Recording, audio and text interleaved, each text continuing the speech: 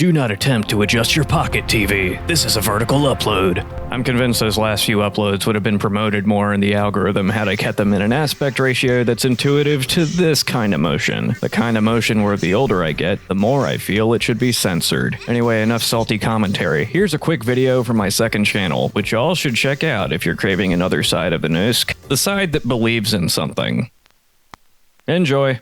5 things to check out if you want to get into zines. First item on the list, the thing that convinced me to try this medium myself, the Coven print, also known as the Decolonization Coven, founded by TikTok commentator and activist Piper Barber. We're going to be learning how to print out and fold up these 3 different sizes of zines for distribution in your community. We just need to walk through the steps of how to turn these into these. They have an ever-expanding library of zines with a wide range of topics from wellness and mutual aid to community organizing and obscure American history. They run off a pay-if-you-can model, so while it's encouraged to purchase token zines to compensate the many contributors, their digital catalog is available completely for free. Also available are easy-to-use templates for you to download and start making your own stuff. Next up, a YouTube channel by longtime full-time ziner Braddy Bree. This is a great example of how modern zining can look. A one-woman operation that takes influence from nearly a century of alternative, queer, and political traditions to make something that's uniquely current and user-friendly. Bree has made all sorts of zines of varying subjects, sizes, and technical ambition. I mean, look at these, they're amazing. I don't even know how she did half of these. The channel itself is also a vast resource of tips and advice for both beginners and seasoned vets of the craft. It's not easy and it's not for everyone, but if you feel called to this lifestyle, if you feel called to being a full-time artist, I just want to say, if I can do it, you can do it too. Moving on to Microcosm Publishing, one of the first companies whose releases I discovered out in the wild, and perhaps the most all-in-one resource on the list that attracts DIY artistry, business knowledge, self-care, bicycle subculture, and punk rock. All of these coalesce under the curation of founder and contributing author Joe Beal, who informs much of his activity with his experience with autism. I founded Microcosm Publishing 24 years ago, before I knew that I was autistic, and had discovered punk rock, which gave me sort of a lot of the access to those things. Between his books and zines and the many released under the Microcosm label, you're bound to find something that resonates with you. My current favorite being this one about how to get off of social media. That's a pretty enticing prospect for all of us right now, I think. Second to last on this list is another early find in my journey with zining, purveyor of beautiful leaflets on esoterica, fantasy, folklore, and vintage literature, Fiddler's Green. Founder Clint Marsh's foundational series of essays and literary magazines, the latter of which recently completed funding on its 9th issue, has allowed him to foster a community that dabbles in old world magic, playful anarchy, and a deep passion for the human spirit. And finally, we have